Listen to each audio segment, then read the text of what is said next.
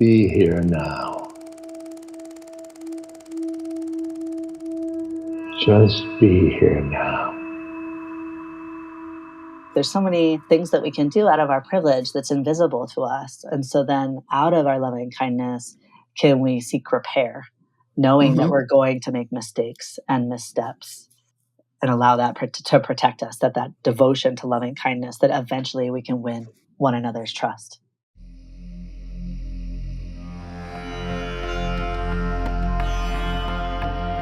Welcome to the Metta Hour with Sharon Salzberg, where Buddhist wisdom meets everyday life. This podcast is brought to you by the Be Here Now Network and features interviews with the top leaders, teachers, and thinkers of the mindfulness movement and beyond. For more information, visit BeHereNowNetwork.com/Sharon.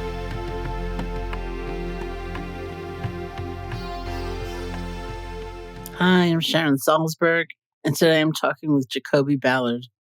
Jacoby is a social justice educator, yoga teacher, an author with 20 years of experience leading workshops, retreats, teacher trainings, and mentorship programs. He's the co-founder of Third Root Community Health Center in Brooklyn, created in 2008 as a space of healing and social justice.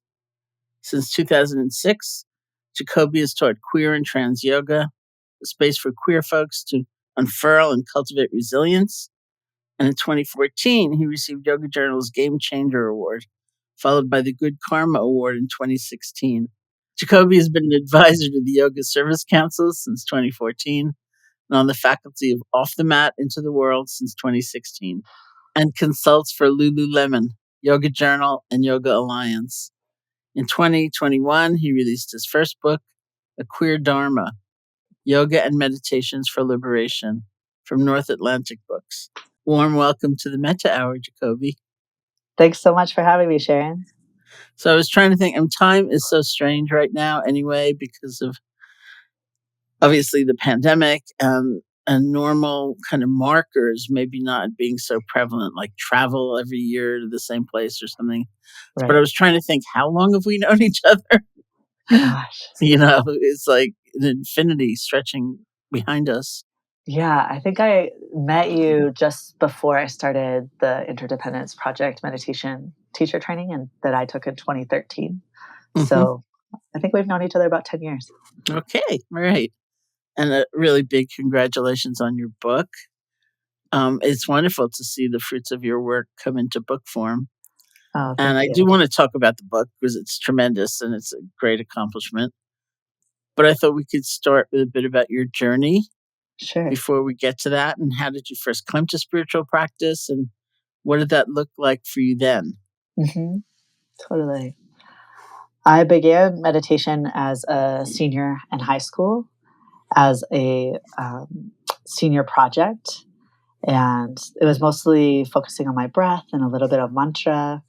And about 2 years later, I was mandated to take yoga by the registrar at my small college, which was because it was my last option to fulfill a wellness credit on campus. I would say my meditation experience in high school, I was both a 3-sport athlete, and also by that time I had been surviving bullying based on my gender identity and queerness for about 6 years. So meditation made me an unstoppable free throw shooter, and less consciously to myself, it enabled me to survive the bullying, just teaching me that there's something inside that can't be harassed, that can withstand people around me and their thoughts about me. And then having been an athlete, encountering yoga asana practice, I was taught by this 70-year-old woman named Lillian, and a couple of different things about learning yoga asana from a 70-year-old. One is that she had lived a whole life and had, a ton of life experience before me, and yoga had totally transformed her life. Which I just note that because it's very different than like being taught for the first time by like a 25-year-old that's just graduated from yoga teacher training. and also, I was coming into yoga asana as having been a 3-sport athlete, and Lillian could do things with her 70-year-old body that just confounded me and my 20-year-old body. And so that was like intriguing and interesting. She also offered yoga in a really gentle way. She was trained in hatha yoga, which is not like pumping out the vinyasas and breaking a sweat necessarily, but more deeply becoming aware of the body, which is, I realized through her classes that my primary relationship with my body before that had been really forceful and getting it to achieve different things. So that was the start of my practice.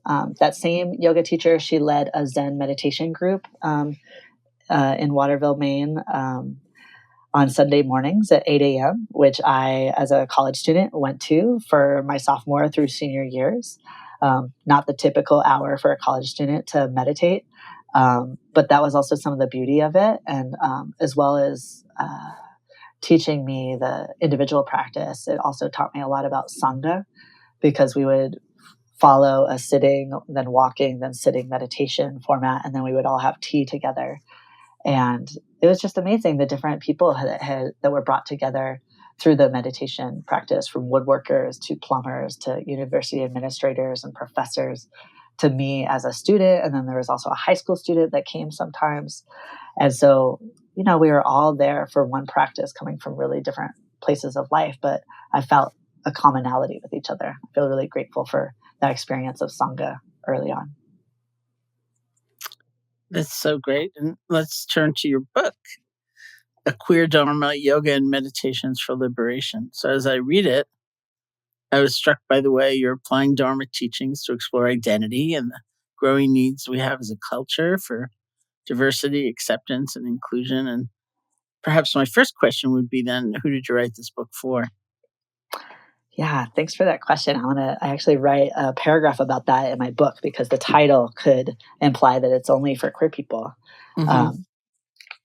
But I write, this book is for my queer and trans community and siblings to see some of your own experiences reflected in these pages. This book is for straight and cisgender people to learn about how yoga practice is experienced and expressed through one queer individual with some different stories, reference points, and musings than you may be familiar with. This book is for fitness fanatics who poo-poo the spiritual dimensions of these practices. This book is for mental health workers who may not necessarily consider the body, or who may suggest yoga to a queer client without knowing the potential harm you may be sending them to. This book is for white yogis who either don't understand why cultural appropriation is a problem or drop the practice entirely, afraid to be one of the, quote, bad white people, end quote, who practice yoga or Buddhism. This is for my beloveds and colleagues of color, an acknowledgement of harm and my complicity, a prayer for a world of equity, and a public commitment to steadfastly continue the work of racial justice. This is for those new to social justice movement work, hesitant to join, terrified of scathing critiques or being shunned in your not knowing. This is for my fellow social justice workers who need spaces and teachings to guide and hold your weary body, heart, mind. This is for all the martyrs out there who keep on keeping on until something breaks: your partnership, your body, your resilience. This is for my queer comrades who are on the front lines of social change through art, philanthropy, theater, writing, scholarship, dance, and beyond. This is for those healing trauma through practice and those healing the sources of trauma through movement work. This is for the healers holding important, necessary, vital space for bodies, hearts, and minds, for you to be held too. This is for elders who have been grappling with, navigating, and exploring these teachings for many decades. And this is for the young ones, including and beyond my own beloved Giuseppe Nova, who inherit the work we have done and the beautiful bodies of practice and communities of belonging we have created, as well as our missteps and our failures. Very beautiful.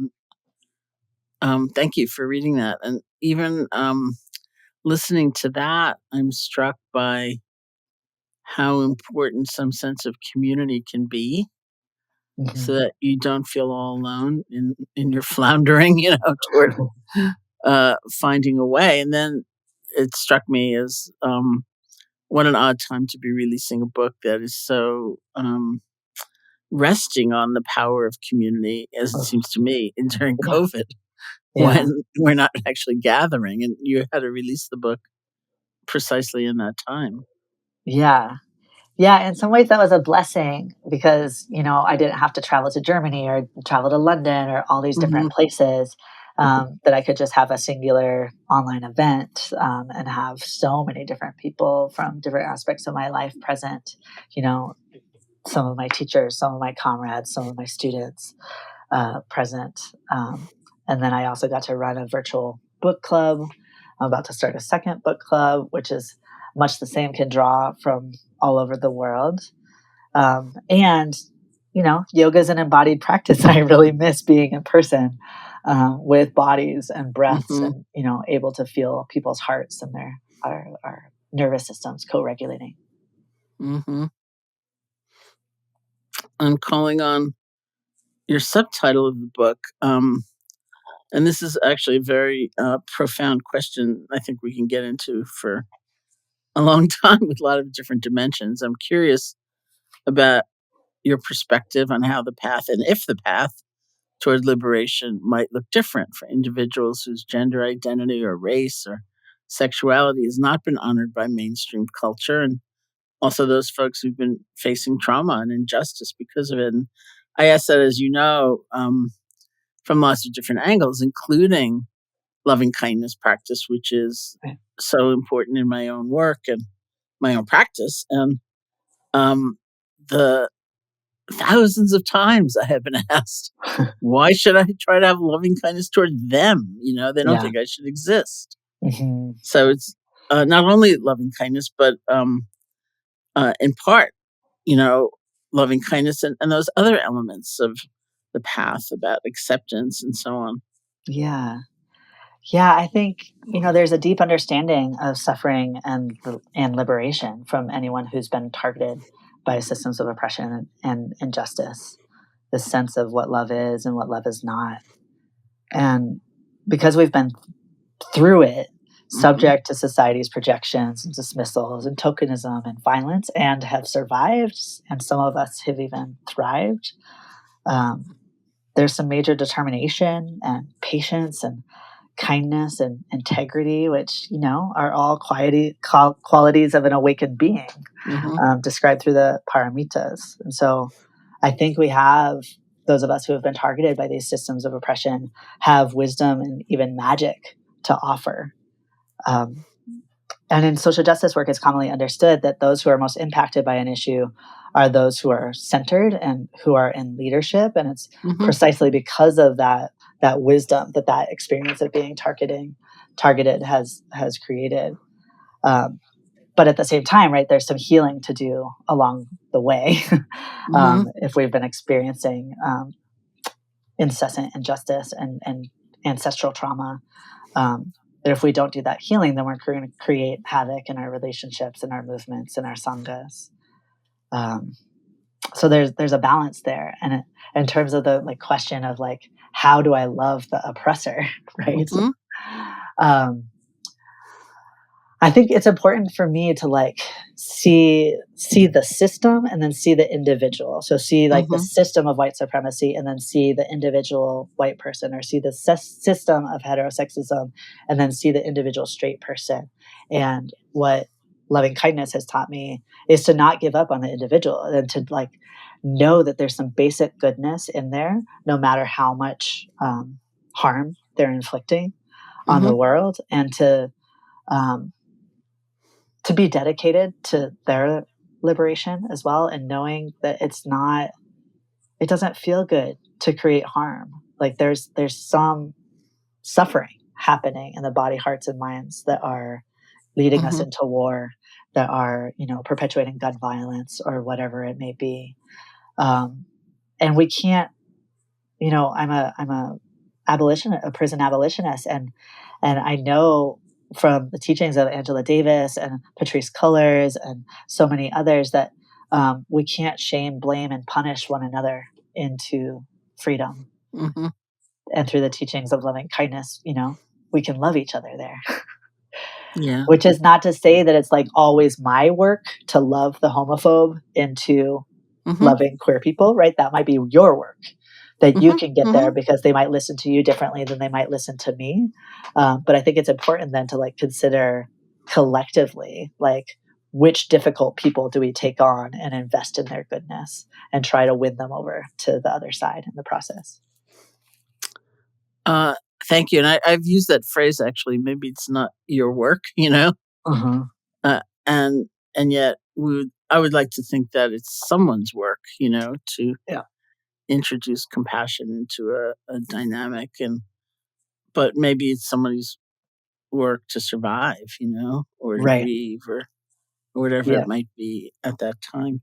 So what Yeah. I often say, in response to that question about loving kindness is that what I personally do is I go back to the uh, at least the legend that surrounds the first teaching of loving kindness from the Buddha, which was that he taught it as the antidote to fear, Uh-huh. and that if one starts to assume loving kindness means giving in or supporting or wishing for the triumph of somebody else, then it's Mhm. insane. Why would you do that? But that's intriguing. What if it is the antidote to fear?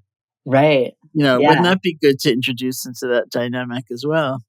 Totally. Yeah, and I think about Kate Johnson's retelling of that story in her book, right? Hmm. Of how um, there may have been damage done by like those monks just moving into the forest and assuming that there was no one else there, that those forest spirits are like the community that was already Hmm. there and they might Hmm. feel encroached upon. And so, which to me just indicates that like there's so many things that we can do out of our privilege that's invisible to us. And so then out of our loving kindness, can we seek repair, knowing that Hmm. we're going to make mistakes and missteps and allow that to protect us, that devotion to loving kindness, that eventually we can win one another's trust. And on the issue of trauma, that also is potentially a very long and Yes. fruitful discussion because actual methodologies, and approaches um, really need to hold that in some respect or regard, or at least consciousness. Hmm. And that's interesting, like there are a lot of situations which don't have a tremendous amount of flexibility. It's like Yeah. you're sitting there for an hour, because that's what the Uh-huh. schedule says.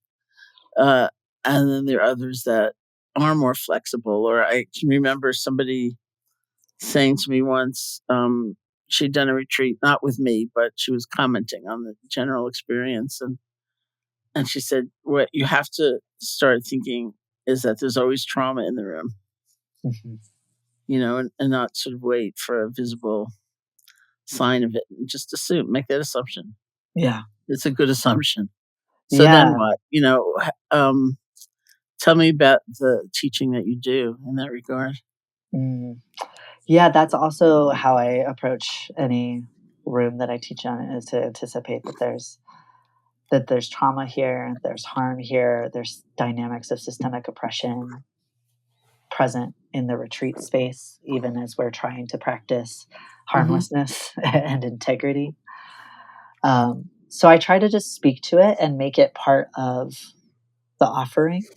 I remember once at IMS, it was um, a silent retreat, of course, and there was one white man who, it was a winter retreat, and he, every time he came in from his walking meditation outside, he would do that right before lunch, and then he wouldn't wipe off his boots, and then there would be like puddles in the Mm. lunchroom.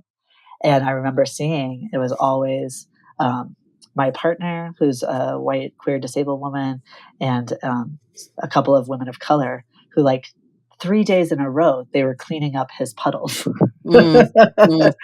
And I use that, I witnessed that and use it as fodder for my practice Hmm. of like, wow, like I really want a community where that person is, where we're all responsible for our own puddles Yeah. and where the Yeah. people who have always had to do the cleanup work no longer have to do the cleanup work, that they can have a break.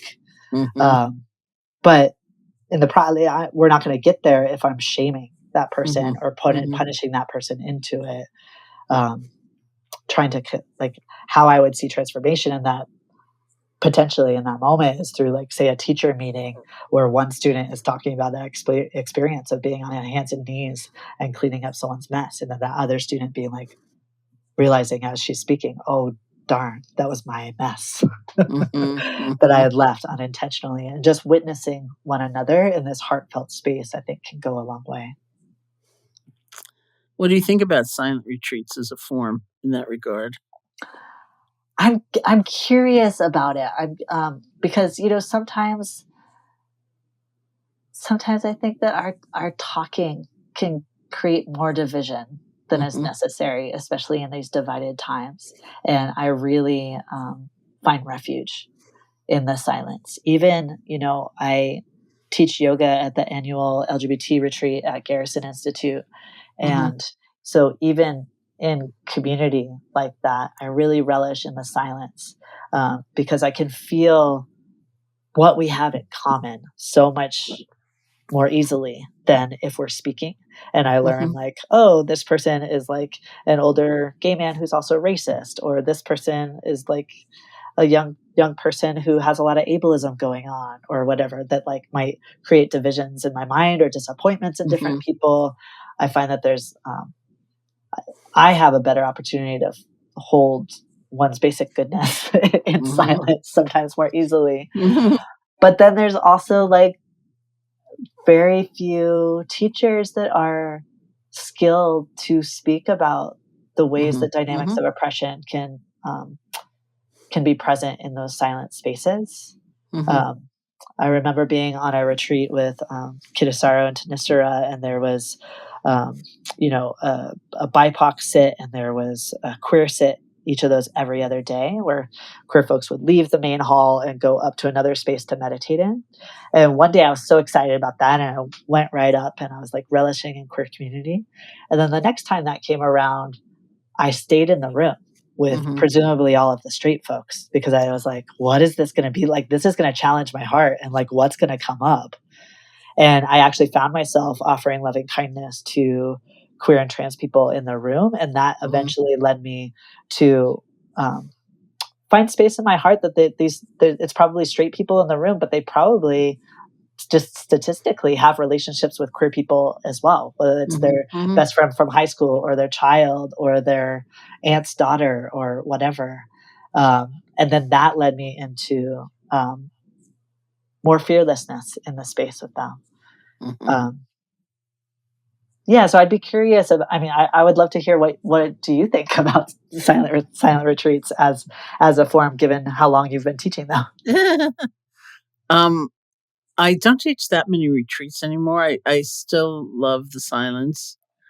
And for me as a student, I may go sit with a teacher and it's not a silent retreat, and it's pretty hard on me, Mm, to have expectations toward me, even though I'm just there as a student, or the conversations, that uh, don't exactly go away when the bell rings, and then it's sort of right. like I'm left with it, and I really appreciate the silence. I think it's so delicate anyway because of so many things. One is people are often reluctant to ask for help, and you might need some help Uh-huh. in a Right. silent environment. It's weird, like nobody's looking at you, and I mean, I really felt when we reopened after the pandemic, that we needed to have a lot of support on hand for Uh, people because um, it's been weird anyway, and yeah. people have either been isolated or they've been working in the world in some fearful manner, Right. because of a lack of support and understanding and so many things. And um, it's hard. And I always encourage people to understand that a retreat is just one of the many forms. Yeah. And if you just had some terrible experience and barely processed it, it's not the time, most likely, Hmm. to go off to a place where no one's going to be talking to or looking at you, or Hmm. you know it's just going to be like a pressure cooker. Right. And so to be able to say, I want everyone to feel empowered in a way to say, uh, this seems like the time. This doesn't seem like the time. This seems Right. like maybe it'd be better if I stayed home and sat every day for an hour or 15 Right. minutes or whatever it is. And that it's that kind of flexibility that when I think of what I know of something like trauma informed mindfulness or trauma informed yoga, a lot of it has to do with that kind of flexibility so that people Yeah. don't feel I've got to fit into this mold now and I'm failing. Yeah. Yeah. I remember Larry Yang at a retreat speaking when he was initiating Noble Silence. It was at an LGBT retreat, and he was talking, just the context that he offered was so useful to say, many of us here have been silenced in this world out of systems of oppression. That is not what Noble Silence is trying to do. We're trying to give you space. And if you find it oppressive, please reach out, because it's likely that your history is coming up here. And that there's nothing wrong with that happening. We're here to support you if that happens. But the intention is space rather than silencing. That's great. So let's go back to your book for a moment. And Yeah. the first half covers a wide range of teachings, starting with acceptance and anger. So let's talk about acceptance and anger.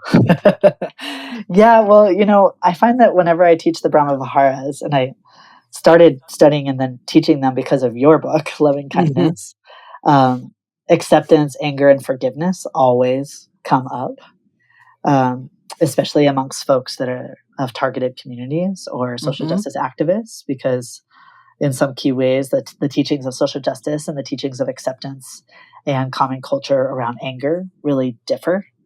I was trained in social justice, where there's a common refrain that says acceptance is compliance with the systems of oppression, and that if you're not angry, you're not paying attention. So there could be like a valuing of anger and rejection of acceptance amongst social justice cultures, whereas in many yoga and Buddhist communities, especially those that are primarily white, there can be an overvaluing of equanimity or acceptance and a dismissal or bypass around anger. So I've really had to come to terms with that, to grapple, to bring it to my teachers, to bring it to my cushion, and kind of my result is those chapters. I think it's really important to speak to anger in spiritual spaces, especially given the longevity of so many of the systems of oppression that have, go back generations. And it can be such damage to silence one's anger. And part of what I write about in the book, right, is that underneath anger is exhaustion and a broken heart. And so as fellow practitioners, if we can sense that with one another, then, you're more likely to stay with me if you can if you can sense my broken heart and not just my angry words. And also just in terms of studying the body and knowing something about neurobiology, it's important to honor that potent energy of anger and then discharge it, let it move through us, so that by the time I have a conversation with a friend who maybe said something hurtful, I'm not heated in the body or quick in my speech or, really, really ready to put them in their place. But I'm more coming from a place of a balanced and steady nervous system because I've done the discharge of that energy of anger. But the wisdom of anger is so important. And I think that's something that really gets lost in a lot of the stereotypes of, like, say, an angry Black woman, that there's actually a wise Black woman there too, right? And there's just a fear of the anger and fear of the Black body that's present in our stereotype there. What I generally say is that underneath that feeling of anger is often a sense of helplessness, and that's unbearable, for most of us to feel. And so, rather than thinking, what's the one even seemingly small thing I can do to not feel so helpless, we can get lost in a kind of anger that is ultimately really damaging ourselves, because Yeah. it's so on fire. Yeah. Yeah, and our relationships, those closest, are Yeah. probably gonna be the most impacted by our anger if we don't have practices to deal with it intentionally. Forgiveness, on the other hand, which you then move on to in the book, um, is very tricky. The word itself is just like we just at the time we're recording this, we finished not too long ago this 28-day challenge we do on my website through my website every February, and each time, I kind of just wait for the first question about forgiveness to come up, even though I don't use the word, you and because it's so potent and we have so many ideas. Yeah. Maybe one of my favorite quotes is from Sylvia Boorstein, who said, "Forgiveness is not amnesia, but we Mm. think it should be." Uh, And so it's such a terrible, terrible struggle. So I wonder if you could say yeah. something about forgiveness. Yeah. And I'll just copy your answer. Um, yeah, I think what I've learned about it, I think, Gina Sharp really has been a potent teacher for me in forgiveness, a Asian and Black teacher, um, who says that, it's refusing to carry the burden of resentment around Mhm, because that would do my individual body some harm. mhm, And so if I'm invested in my liberation, then I need to get through my resentment and my anger, and to a place of forgiveness. But that doesn't mean that I'm in. I can create some distance in my relationship with that person, right? Maybe it's like someone on the other side of the globe. Maybe it's someone that I'm never going to share a social space with again. But I'm doing the work in my heart to forgive them. So mhm, I think that it's important to hold on to the wisdom, and the lesson offered by the harm that happened, so as not to put ourselves in further danger mhm, necessarily, while at the same time softening our hearts, knowing that if I maintain armor around my heart, that's not just going to be present when I am in the face of my enemies, right? That's going to be mhm, present when I'm in bed with my beloved. mhm, And that's not going to help that relationship at all. And so if I'm devoted to being in right relationship with people, um, I need to heal all of the wounds, because if I mhm, don't, that's going to come out all over those that are closest to me, which is not to condone the violence that happened in the first place. Of course, we all want a world that doesn't have anti-Black racism, where there's no transphobic bills in state legislatures, where there's, not continual sexual harassment of women in the workplace. mhm. But again, we're not going to punish or judge or shame each other there. Um, for me, like forgiveness, is allowing some space in our own heart, and also not giving up on the humanity of someone, not giving up on the basic goodness of someone, that Mhm, each of us is so much more, to quote Brian Stevenson, than the mhm. worst thing we've ever done. What you're saying actually reminds me a lot of Malika Dutt, who's a activist working against violence against women, and we met years ago on a panel. Someone just put us on this panel together at a conference, and she was talking about the anger that had generated her kind of waking up and seeing how much work there was to do, and then committing to doing the work, and then she said, "But I don't really know how to turn it off or dial it down." Mm. And then she said, "This is what you had said that reminded me of this." She said, "You see it all over our organizations. Yeah. The backbiting or the way people don't really work together, things like that." And she said, "We all probably could use some help just Mhm. dialing it down, and not Yeah. having it be so pervasive." And doing the healing work and having that healing work supported by our organization. So it's not just that Mm-hmm. like I have to leave work and at 5 p.m. then I can go meditate. But what if meditation was offered at the beginning of every meeting? Mm-hmm. Or if like when some like really terrible news came down, if we like Mm-hmm. stop what we were doing at the computer and just like come together in one space and hold hands and feel and Mm-hmm. grieve what's happening. There's so many practices that we can enact collective care around in our workplaces so that they can become healthier organizations, as well as taking on individual healing, which is part of like why I offered the whole first half of the book. Is just like Mm-hmm. we have, as queer people, as a social justice community, we have so much healing to do. Well, I think, in so many spheres, activists are undertaking more self-care, which, Yeah, of course, used to seem just like the height of selfishness. But totally.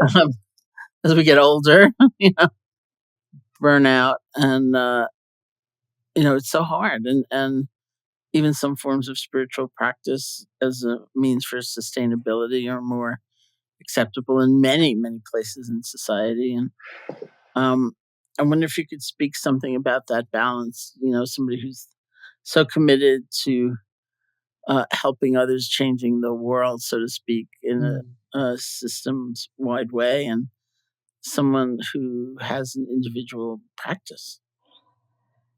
Yeah. Well, some of my practices are rest, like both in a Mhm. daily way, making sure that I get adequate rest at night, as well as other, what my friend and teacher Sean Corn calls non-negotiables, Mhm. things that I need to do for myself every day in order to show up for conversations like this and do the work that I do every day as Mhm. skillfully as I can. I try to make room for joy, to eat or cook something delightful. For me, being on a mountaintop is an incredible experience of joy, or really spending time with my 3-year-old and just watching the world through his eyes. That like building a tower as tall as he is with his blocks is the most exciting thing that's happened all day. Mhm. And like, can I be present there for that joy rather than on my phone, or rather than being like judging that of like, oh, it's not as big as the Twin Towers, or but that's one of the practices around joy, right? Is to really be there for the good stuff, Mhm. while not holding on to it. So like knowing that like my kid might never build this great of a tower again. So can I be present for this one? Um, Mhm. and then I think like being less productive, letting myself miss a few emails, Mhm. putting it in my email box that like if you don't hear from me in a matter of time that you need me to respond, then email me again. But I'm not Mhm. going to be so beholden to my email that it's going to take away from the rest of my life. Um, and I also see, especially in the field of yoga, so much work being done on rest in particular, by Black women like Tracy Mhm. Stanley or Octavia Rahim or Gail Parker, um, because oppression is exhausting, right? And so communities that have withstood generations of oppression need to rest, and the rest of us who might be allies, I feel like contributing in whatever way to targeted communities resting is a great act of alliance. Mhm. So rest and joy are my primary practices around sustainability. I was going to ask you about being a parent now, and it seems like rest would be less and joy could be greater. Is that true? Yeah, totally. I mean, less now that he's 3 years old, but certainly up until this point, there was. Uh-huh. Um, I got very familiar with 2 a.m. and 4 a.m. and Uh-huh. um, both. Both joy is present every day, but also his frustration at like trying to do things that are like a little out of his developmental reach and getting frustrated, or wanting to be really self-determined, but also still needing me. Mhm. I feel like my practice is put to the test Mhm. every day. And in that, right, like I have less formal time to practice, less time on the Mm-hmm. cushion. I feel like at this moment, 3 years after having a kid, I meditate for 10 minutes a day and find that that's great. That's successful for that day. That's Mm-hmm. enough. But there's ample opportunity to practice off of the cushion and off of the mat to apply the teachings to the trying moments and the joyous moments. Mm-hmm. It's so great. These last years have been so peculiar and so peculiarly hard. And I keep hearing, of course, that the toll on mental health in general has been severe, and I wouldn't be surprised at all, Yeah. And again, for groups of people who are subject to isolation anyway, Yeah. because of the story that is woven about them and who they are, and Yeah. uh, I'm wondering what you see and how people are coming through this. Mm. Yeah. I see our methods of how to connect with one another, at least in people that I'm closest to, has gotten much broader, Mm-hmm. right? That like if I can't have dinner with my best friends during Omicron surge, Mm-hmm. then I can have dinner with them over a computer, and virtual. Mm-hmm. But I think being committed to having time to connect and finding creative ways to connect is so important to honor that we're as human beings we're really social. Mm-hmm. Mm-hmm. um, and I think in that too we have a lot to learn from chronically ill people and disabled people, and immunocompromised people that have had these practices in place before the pandemic and were really prepared for the pandemic. um, and um,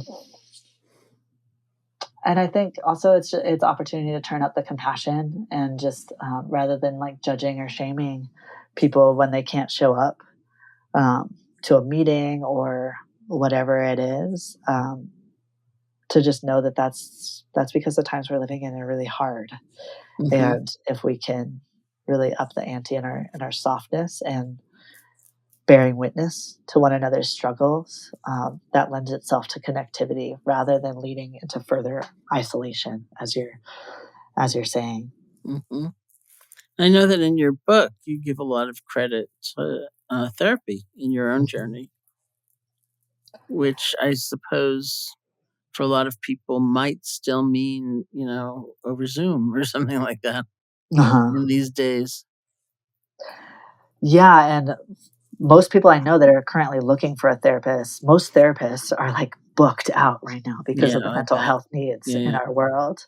And so most people looking for therapy, it's really hard, I think, especially folks who are looking, for BIPOC practitioners specifically, or disabled practitioners, or have any kind of qualifications that they're looking Mm-hmm. for. It's harder to find the right person. I feel really lucky that I've had some really good therapists, and Mm-hmm. I think part of that has come because I was skeptical of therapy to begin with, just and discerning, knowing that um, uh, you know, gender dysphoria replaced gender identity disorder in the most Mm-hmm. recent diagnostic and statistical manual. Uh, but it's the state of being trans, as far as the DSM, is a mental disorder. It's gender dysphoria. So I have to go through this thing with every therapist that we talk Mm-hmm. about, how I need them to say that I have gender dysphoria to be covered by insurance. Mm-hmm. But at the same time, I need them to not believe that anything is inherently wrong with me because I'm Right, trans. right. Go for it. But I feel like my social justice practice and my skepticism has really led me to find a really good Mm-hmm. therapist and several great therapists. Um, and that if it if I wasn't already skeptical, I could have been led into some of the wrong sessions. Yeah, and I think always about the role of community, and I think about the Yeah. really genius system that is AA, for example. Yeah. With all those different elements. I know in teaching sometimes somebody has told me some story, or it sounds really bleak, and I try to think what resources they have available to them to help. And so every once in a while, I look at someone kind of hopefully say, "Anyone drink?" Like maybe you can go to Al-Anon.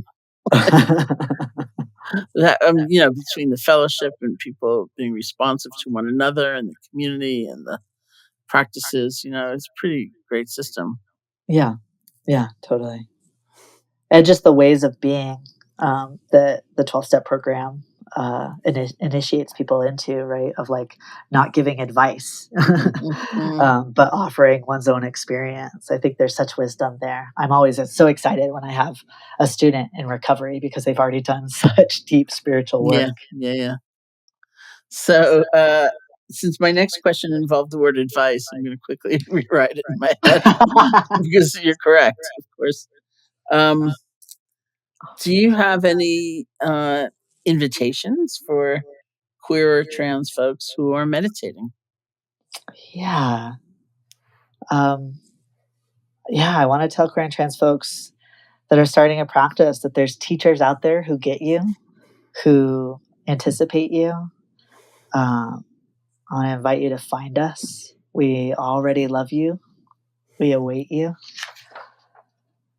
Um, I also want to invite you to be choosy, as I was with therapy, right? To not settle with a transphobic or homophobic teacher or a teacher that's not ready to hold you in your fullness.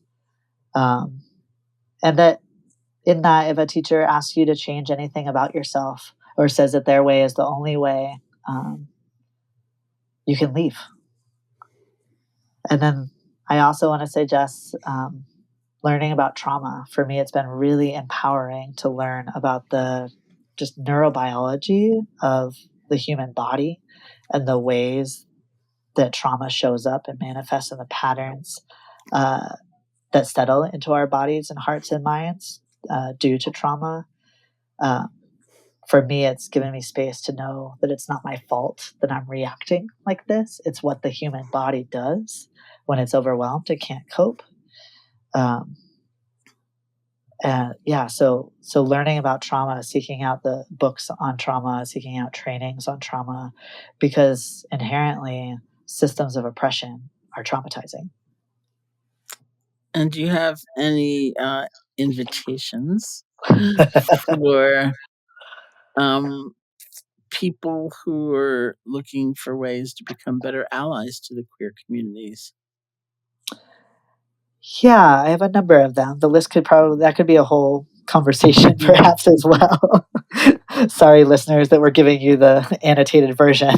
Yeah, really. um, yeah, to folks who want to be better allies, there's 266 bills in state legislatures right now that dehumanize queer people. And we need you to intervene to get involved. Queer folks are generally leading the fight, and we're really overextended and overwhelmed at this latest wave of transphobia, especially although the bathroom bills and the bills about trans athletes in high schools. We need your help. Um, and we can't do it alone. It's likely the family members and the colleagues and the friends of folks who want to be allies that are perpetuating this harm. So look around you in your relationships and notice, where can you invite someone into greater alliance as well who's perhaps been participating in enacting harm. And then, I want to invite you to not let a single homophobic or transphobic joke slip in your presence. There's comedians who build their whole careers on that kind of humor, which is dehumanizing. So I want to invite you to intervene in that, and then getting involved with how does your kid's school deal with trans kids? What are the policies, and how can you, as another parent, support those kids?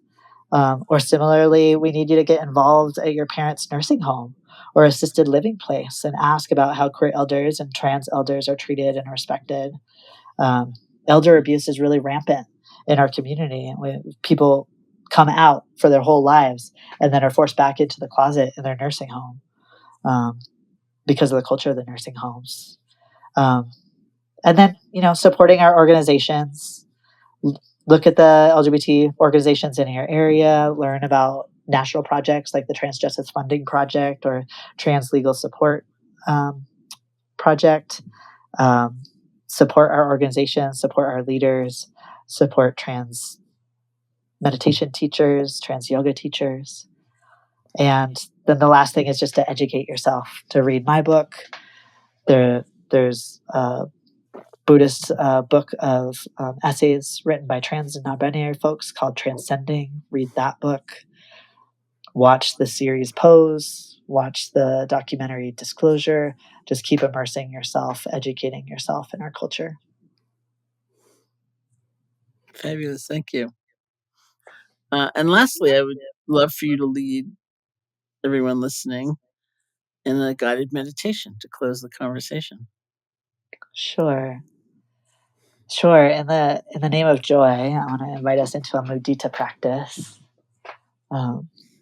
So often our nervous systems are drawn towards the suffering in the world that I think we need to create a counterbalance to that by noticing the goodness, the beauty, the brilliance as well. Mudita practice does that for me. So be in your body, whatever way allows you to pay attention.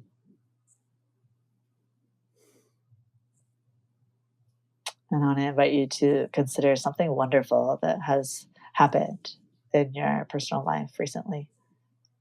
Whether it was a beautiful sunset, a child's laugh, something absolutely beautiful that you saw or heard.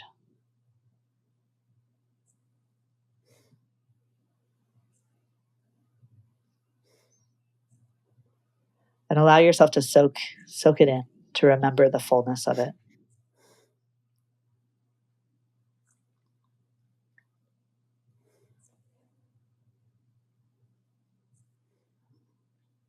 And then just offering to yourself, may this joy and success continue and grow.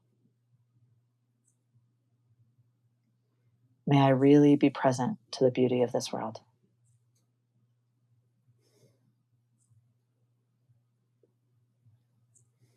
And when it's time to let it go, may I let it go.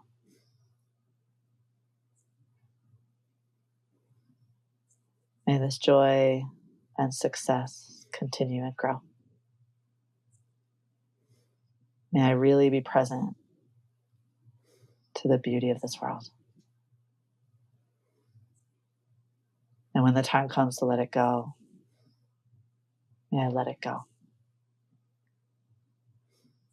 And I just repeat that a few more times to yourself. If you want to edit any of the words, you're welcome to, so that's most resonant for you. May this joy and success continue and grow.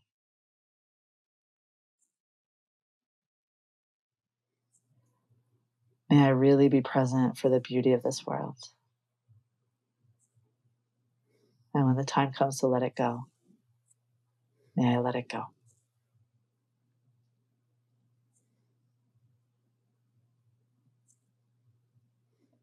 Repeating the words one more time in your heart.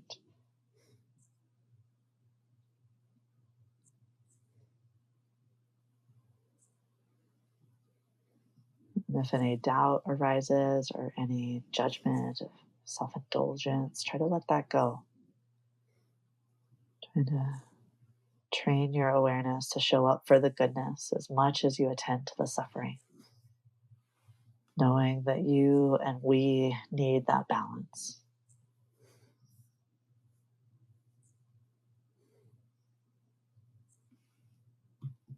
And allow yourself to sit for just another minute or so in silence. I want to invite you to soften your body in any way you can. Perhaps allow the corners of your eyes or the corners of your lips to form the slightest smile.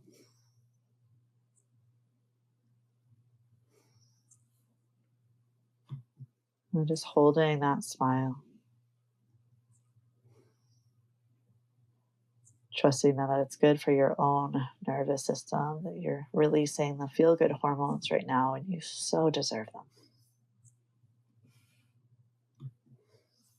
Allowing yourself to soak in the good feelings.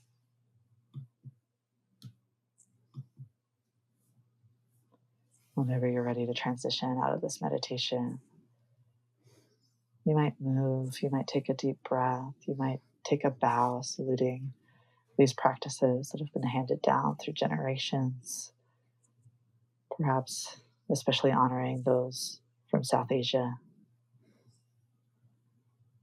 the cultures that these practices came out of, offering our gratitude. Thank you. Thank you. It's really beautiful. Thanks, Sharon.